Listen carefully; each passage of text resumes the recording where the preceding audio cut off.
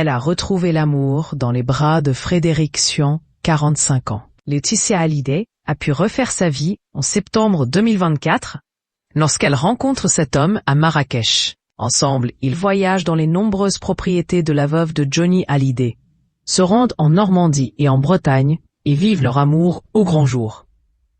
La maman de Jade et Joy vit ainsi un nouveau souffle, loin des incendies de Los Angeles, qui ont ravagé sa maison. Mais avec la maison de Marne-la-Coquette sur les bras, Laetitia Hallyday voit sa situation financière se dégrader. Alors que la justice a alourdi sa dette de 7,7 millions d'euros, la veuve du taulier va tout de même pouvoir souffler dès cet été. En effet, selon nos informations à découvrir en kiosque ce 9 mai 2025, la première partie de la dette fiscale laissée par Johnny sera intégralement remboursée cet été. Ainsi, sa veuve va pouvoir, avec la levée des saisies conservatoires du fisc, commencer à percevoir les revenus liés aux droits musicaux du taulier.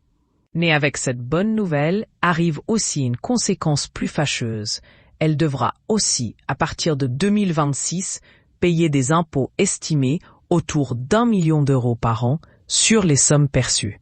Ainsi, Laetitia Hallyday aurait pris la décision de vendre rapidement la Savannah. Estimée à 18 millions d'euros, la villa serait mise en vente au prix de 10 millions d'euros. Autre information importante, Laetitia Hallyday envisagerait de quitter Los Angeles et la Californie pour s'installer à Miami, en Floride, où la fiscalité est plus douce.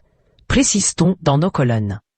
D'ailleurs, si elle s'installe dans cet autre État des États-Unis, la veuve de Johnny Hallyday se rapprocherait de son père et de son frère. Et elle pourrait aussi aller plus régulièrement à Saint-Barth. Une nouvelle page vient de s'ouvrir pour Laetitia Hallyday, endettée, qui se doit toutefois d'être très vigilante quant à ses décisions avec le fisc.